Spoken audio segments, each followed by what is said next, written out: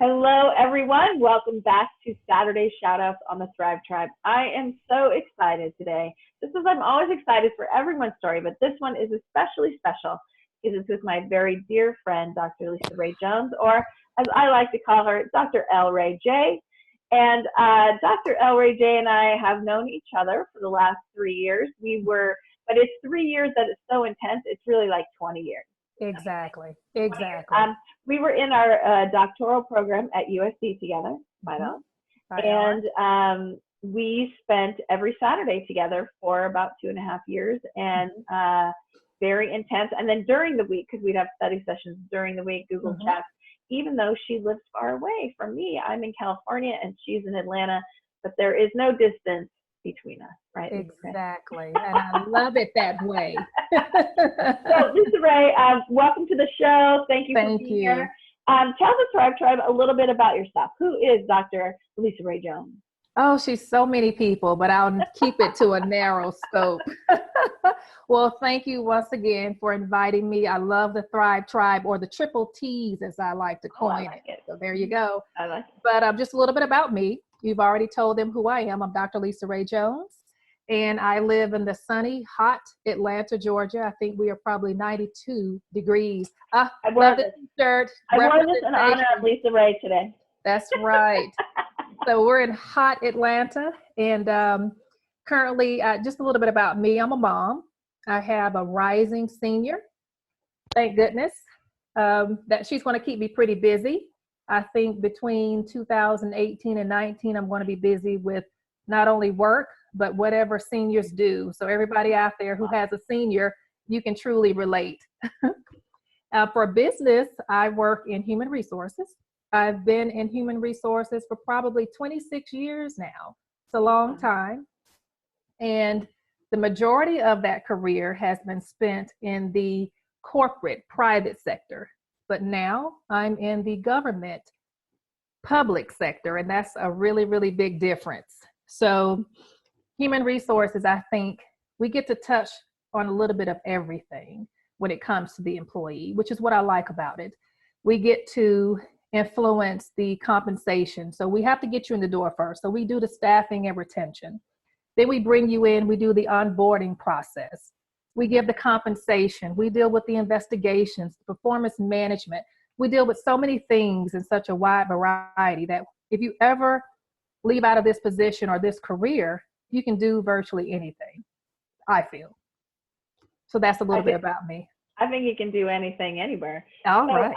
And you don't have to give the city, but basically you do human resources for a small town outside of Atlanta, correct? Exactly. Okay. I do. And so in your experience with corporate and public, because you've done both, what would you say are the biggest differences? I would say an immediate difference is the amount of red tape that you have to go through.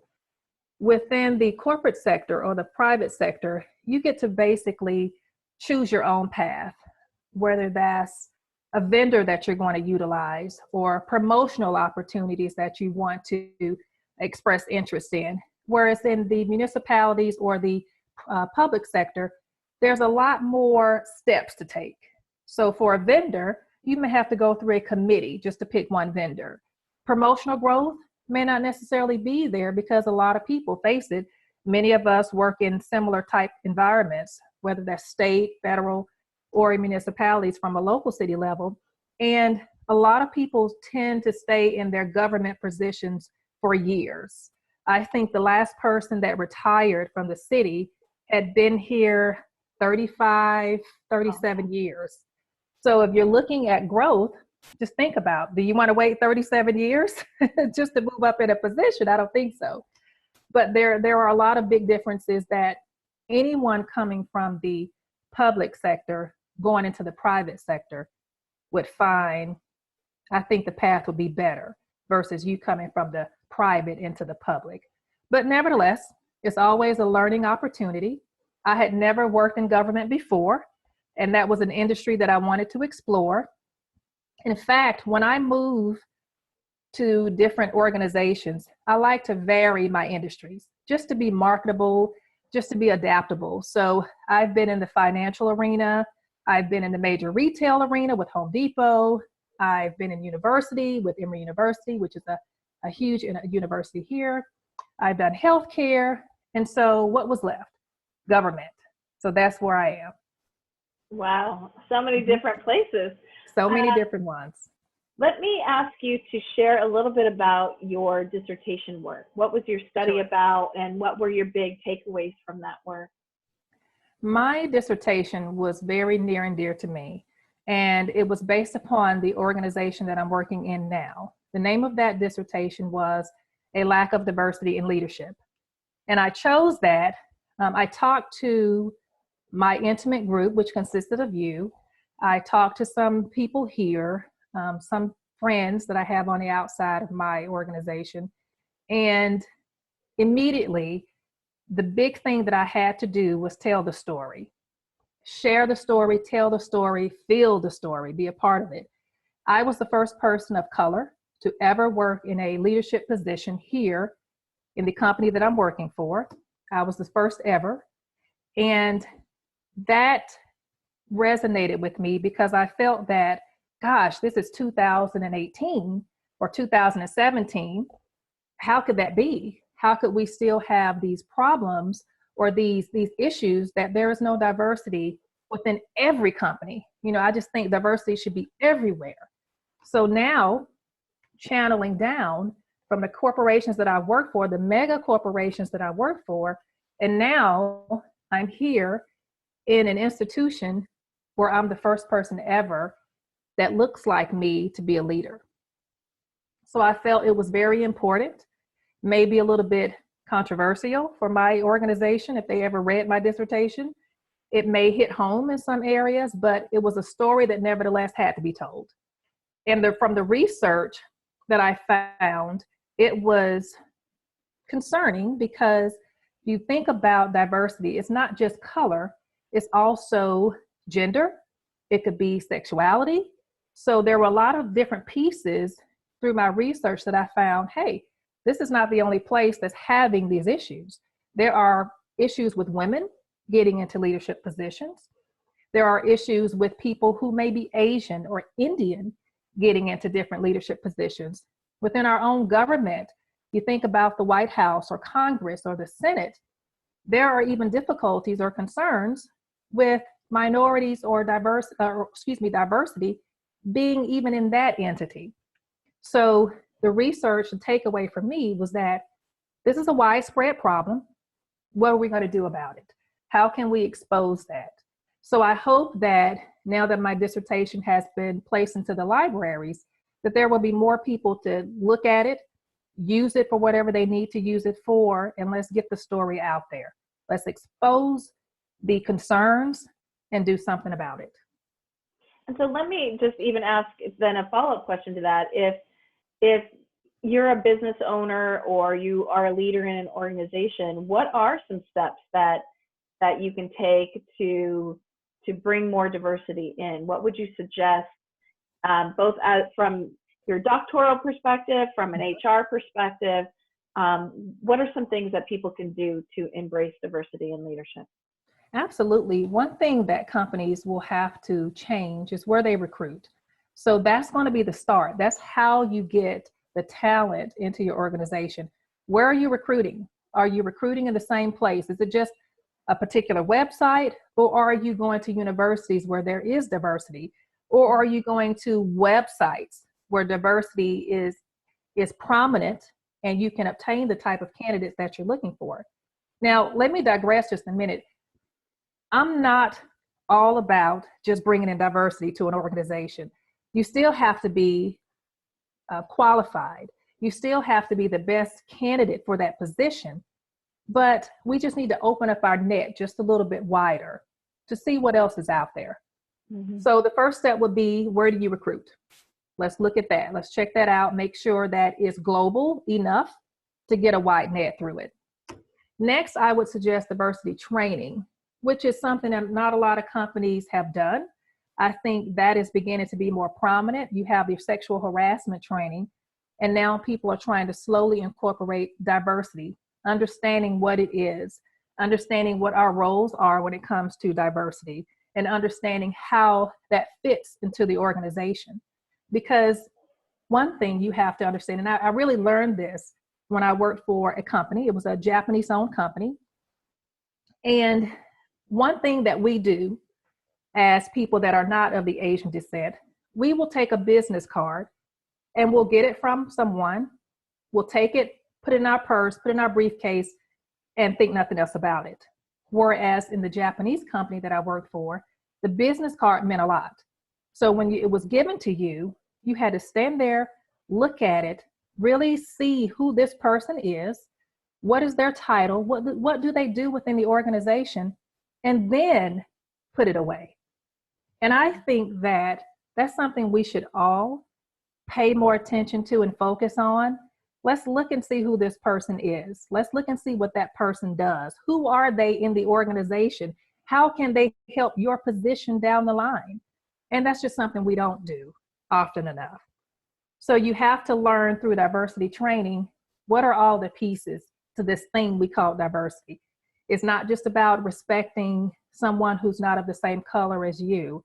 It's about respecting some of those cultural differences as well. So I think companies need to really look at their recruitment and have the training.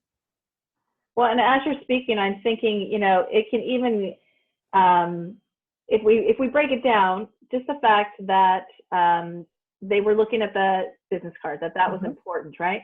So they were taking time to build belonging, build connection by looking, who is this person? Absolutely. And I think so many times first of all, we don't look at people. Second of all, we sort of are in our own echo chamber. So we surround ourselves with people who echo our same beliefs.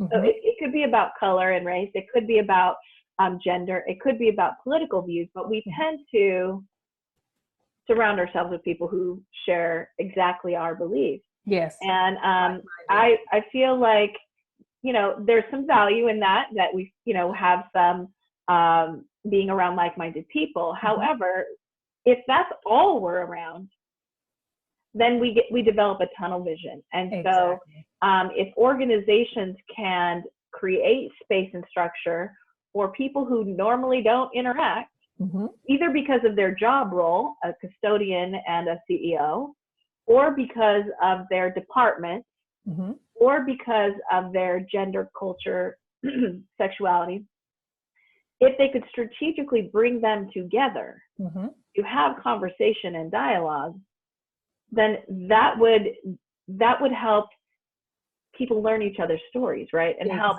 break down the stereotypes that we have, or the fears that people have of people that are different from them. And so I'm hoping we're moving more in that direction. I hope so too. And in fact, when we did our dissertations, as you well know, our interviews were confidential. So I'm not messing up that confidentiality. But one thing that one of my interviewees said to me during the interview was, why not place different people in the same room? You may not come out of that room agreeing with one another, but at least you started the ball rolling. You got a conversation going that would not happen otherwise. So sometimes we have to be purposeful in how we deal with diversity, or how we put differences together, because it has to start somewhere. And if it doesn't start with us, then what's going to happen?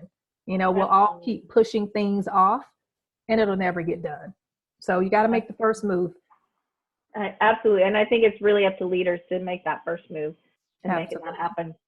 All right. So in your busy life as a newly, appointed, commissioned doctor. Yes. That's not the right word. I can't think of what I'm saying. But as a new doctor, as your busy job in your workplace, as the mom of a rising senior, what do you do to kind of strengthen your own well-being? Well, first off, I have to deal with what's right in front of my face, and that's my daughter. I think she's an extension of me, and anyone who knows me, they know how passionate and how much love I have for her. So she's an extension of me, and I have to try to be the best mother that I can be. Notice I didn't say the best, it's the best that I can be, and that best comes from being around individuals who have done it right, so to speak. I don't think any parent can just write a book, because there are so many different situations that can occur. But surrounding yourself with people that have their best child's interest at heart, learning from those individuals. It could be a book, it could be a seminar, it could be whatever, but you have to be the best ever. So you have to get all that you can in order to put that into your kid. So I try to make sure that on a daily basis, I'm doing what I can for her and just helping her to be her best self. Secondly, this is a big one, it's de-stressing. And one way that I de-stress, if anyone knows me, is that I'm going to tell things directly to you. I put everything on the table. I don't leave anything off of it. And I'm very direct. It could be assertive, it could be aggressive, but it's going to be what you need. And I think a lot of times in our society, people are so stressed because they are not getting things off of their chest. They're not saying the things that they believe and getting them across to the person or the individuals that they need to get it across to. So I believe in just making sure that message is very clear, because people do not take hints very well. So get that message across. And I do that a lot with our leaders. There are many things that I expect as a leader. I expect that there will be absolute professionalism. I expect that you will treat your employees the way that they need to be treated. I expect that there's going to be fairness in the workplace. I expect that you will follow the rules of the law, because we have to be, That's a big one. we have to follow the federal and state laws, of course. So there are a lot of expectations that I have for our leaders. Now, does that always happen? No. So that's where I come in. That's where I come in and give them the message that they need to hear to get their jobs done. So that's a good thing, is to de-stress yourself, get things off of your chest.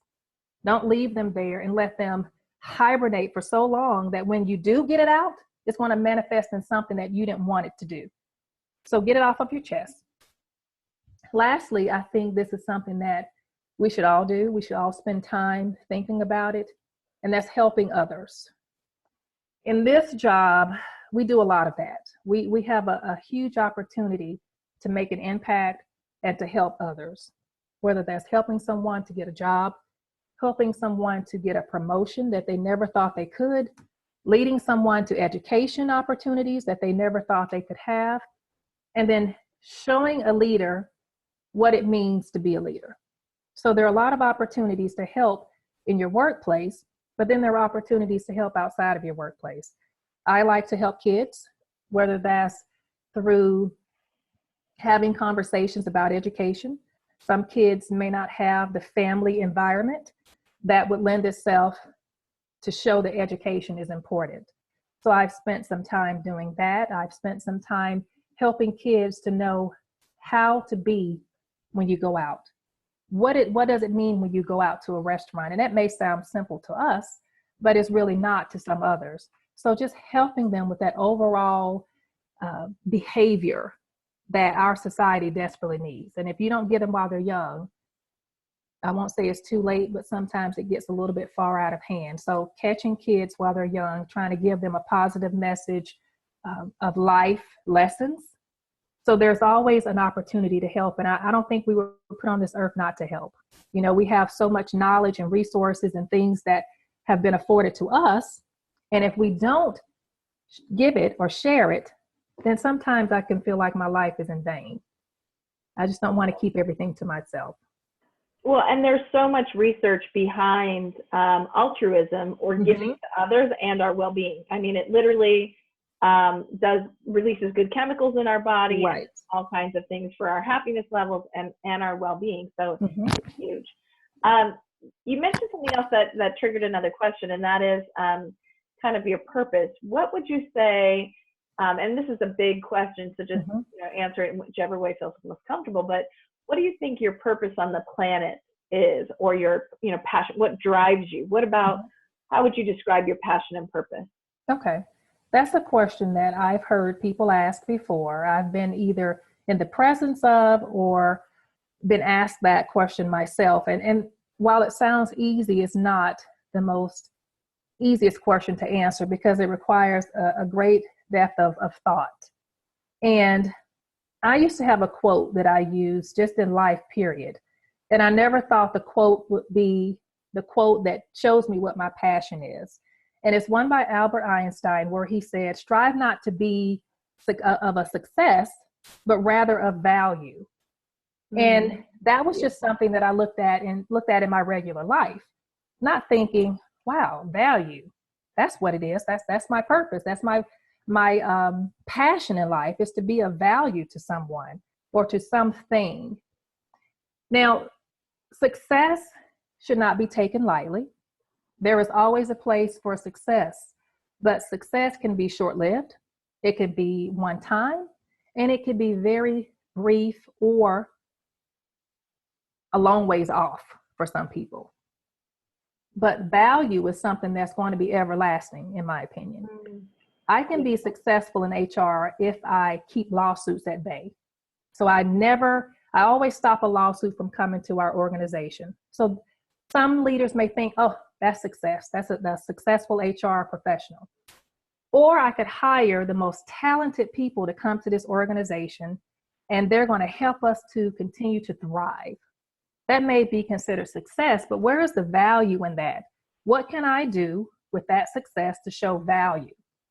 Well, I could teach the organization how not to get into a lawsuit. I can show them, this is what happens if you get into a lawsuit. This is how you get into a lawsuit. So I'm showing them something that could be of value to them. When it comes to hiring that successful person that helps us thrive, I could show you as an organization how to retain those individuals. So that's where the value comes in. On a personal note, when I first got my doctoral degree, many people said, that's such a successful degree. You are successful because you did that. And I agreed, that is a successful degree, but where's the value? So I've obtained some knowledge, things that I may not have known, things that I may never have experienced, but where's the value? The value is sharing what I've learned. Everything that I've learned through the program, share it with someone. Maybe that will help encourage someone to know that education is such a benefit, or it may lead someone to say, I want to get that type of a degree. I want to get my education. So if I keep it to myself, what good is that? Where's the value of that? So I think that value for me, now that I've finally gotten it, is my purpose and my passion. And there's one old saying that kind of drives it home for us. And it's something that I'm sure you've heard of and everybody out there has heard of. And it's, you give a man a fish and you'll feed him for a day. But if you teach a man to fish, you will feed him for a lifetime. So they gave the person a fish and you did something good.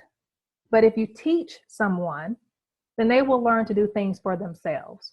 So I think the value for me is my passion and purpose. I think that's beautiful. And I love the whole teach the man fish. And I had never heard that Einstein quote before. Oh, okay. Until I heard it from you, a little while ago, and I love it. Good. I think I foresee a inspirational poster of that. Very good. Inspired by LisaRae. There are some things you just never expect to come to you that can give you a true message. I've seen that quote so many times, but I never thought it would give me the answer to this age-old question: what's your purpose and what is your passion? But it did. I love it. Okay, I'm going to ask you. I just misplaced them for some reason. My little cards that I was going to ask you. So, okay. Well, I'm going to start off with this. Sure. What song, when you are feeling like you're a little down and you need a little pick-me-up to just feel good, what's your go-to pick-me-up song? I would say Pharrell's song, Happy. It's okay. Such an upbeat song. And it used to really drive me nuts because I would hear it every day, every moment on the radio station. But he's singing about how we should feel when we're down. You can't do anything about sometimes your problem. You can't really do anything about it. Sometimes it just has to happen. But it's how you deal with it. You know, what is your mindset when you're down? Are you going to continue to think bad and the problem continues to worsen? Or are you going to try to find something to help you get out of that funk? So I like the song Happy because it's just, it's lively. It's happy. It's happy. Are there certain foods or drinks that make you happier? I would say pizza. Pizza. Oh, what kind of pizza? Pizza makes me happy. I like cheese pizza. I'm not a pork or a beef eater, so I do cheese and mushrooms.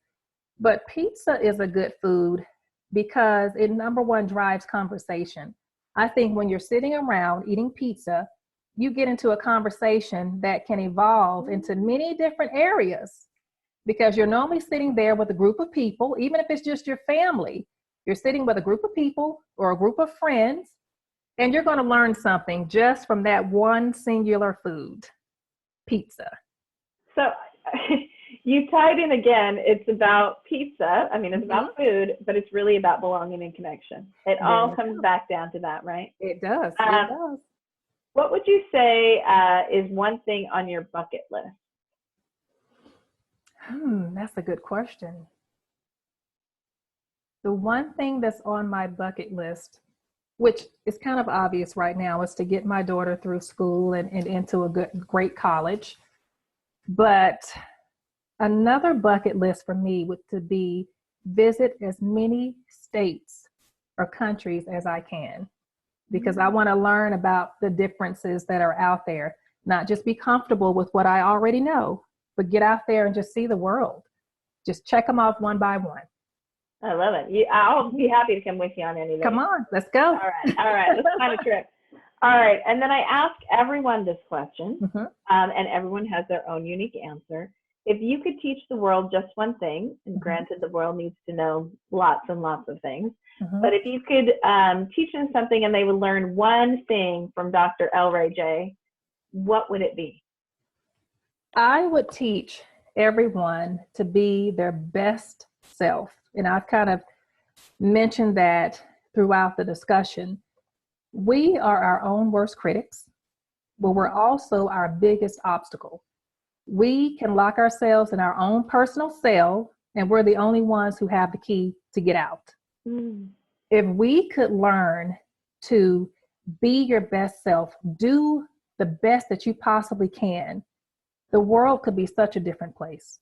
There are many people who feel that they can't do it because maybe financial reasons, or their mother and fathers never taught them to do anything different, or they've never been educated, or they've never gotten a good job so they can be in a good position.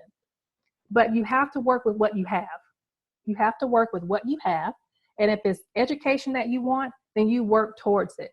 If it's a great job that you want, you work towards that. And how do you do that? You empower yourself. You have huge self-efficacy. You have to have efficacy. You have to thrive.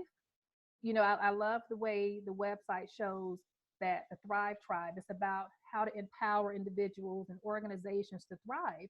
And I think people take that word empowerment or empower in such a very loose term. They don't understand the definition of what that really means.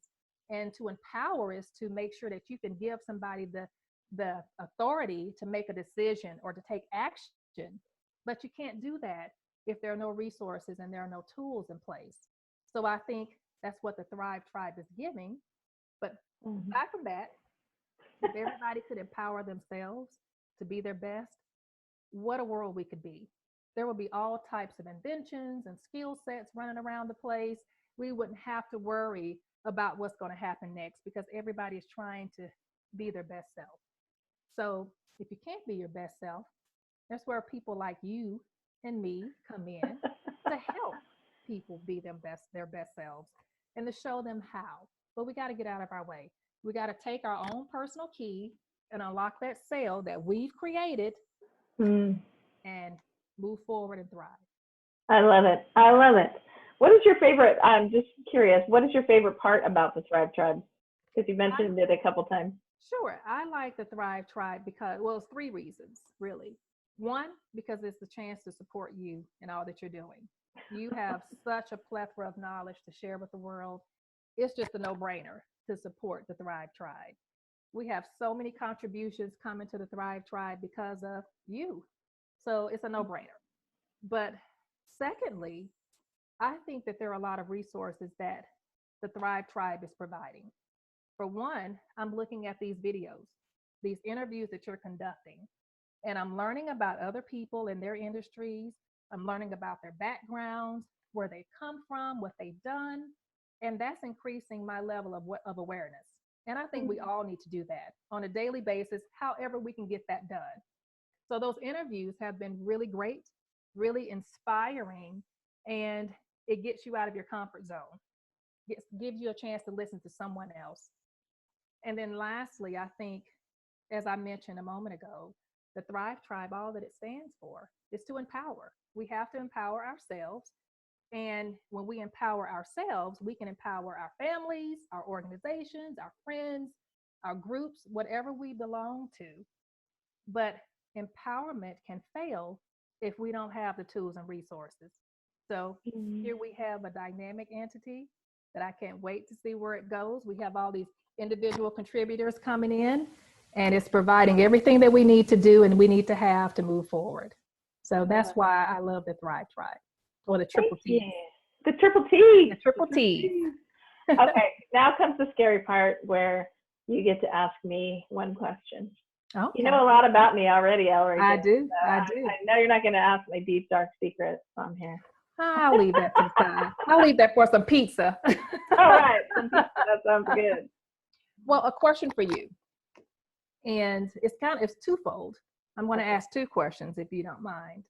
If you had a choice between disruption and success and how it would benefit you, which one would you choose? Disruption and success? Mm-hmm. Well, my first response is to say disruption. Okay. And why would you choose disruption? Because I think when I left being a principal, lots of people asked me, how could you leave this job? You've been in education for all these years.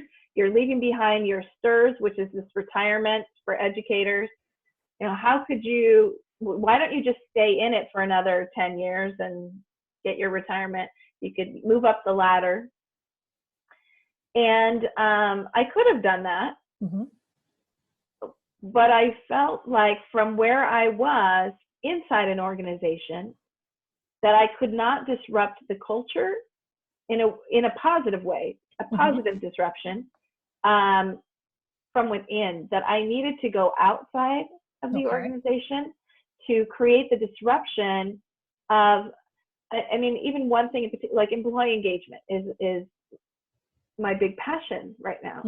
And in education, nobody even uses those words. Nobody, we talk about student engagement, we talk about parent engagement, nobody talks about employee engagement. And what's the problem? Well, we have, teachers leaving the profession within the first 5 years because no one's retaining them, because no one's taking care of them. We focus on the student, but not the people that take care of the student. And so in the organization, you know how there's that saying where you can't be a prophet in your own town or whatever, right? I could have gone up and nodded my head and not disrupted and smiled and nodded and agreed with all the leaders that everything was great. And you can do that at any company or organization that you're at, and you will succeed.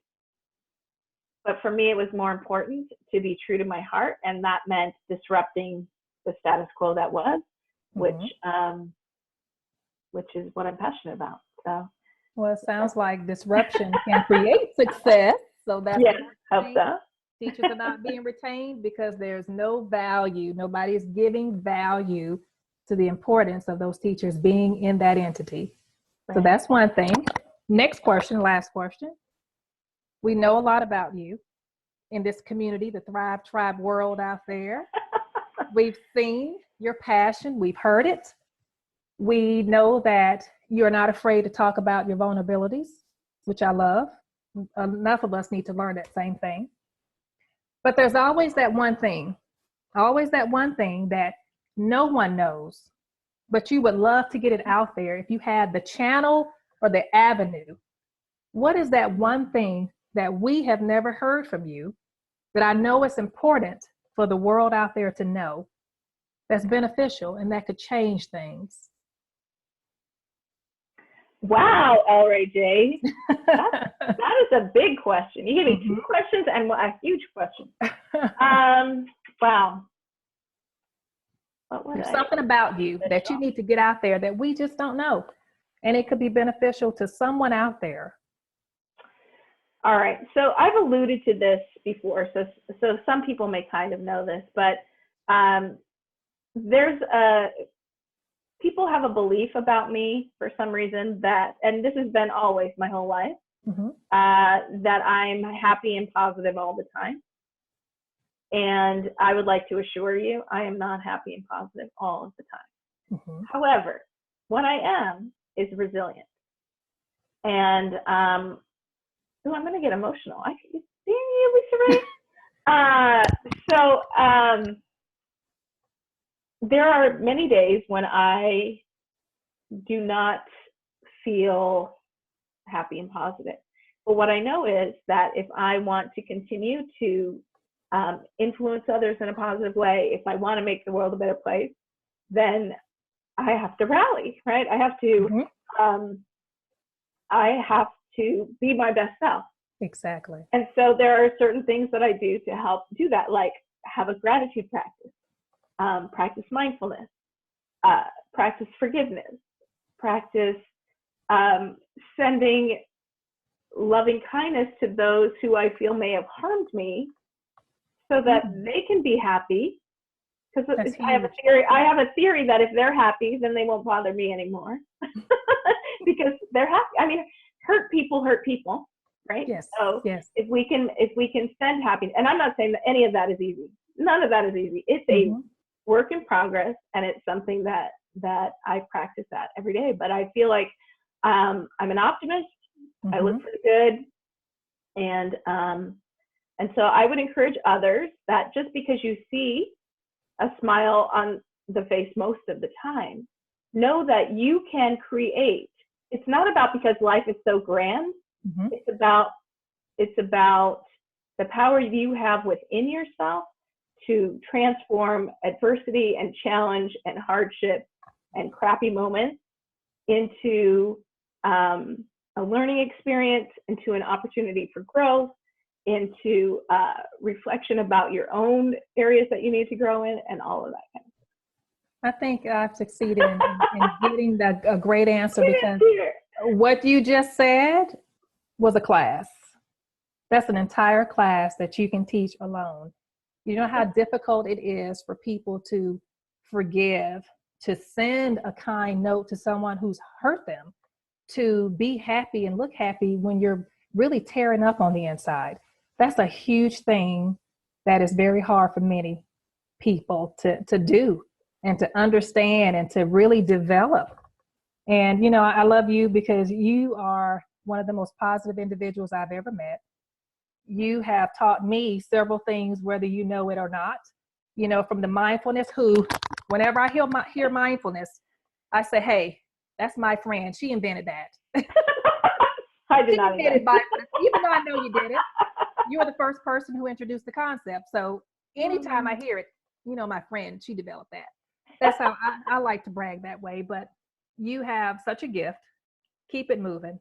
You're going to do some wonderful things. And I'm just glad to be along and helping you in whatever way that I can. So thank you for answering those questions. Oh. You just taught someone out there who didn't know what they need to do. Well, thank you for asking me a hard question and making me serious at the same time. Thank you so much for being on the show, LisaRae. I love you and miss you, and stay cool in Atlanta. And for the rest of you, I want to interview you. It's really, really important, as LisaRae said, that we know each other's stories. So reach out to me and say, hey, I'm willing to be interviewed. If not, I'll have to hunt you down and ask you. But then please say yes. So have a great rest of your Saturday, and we'll see you soon. Peace out. Have a great day. Bye.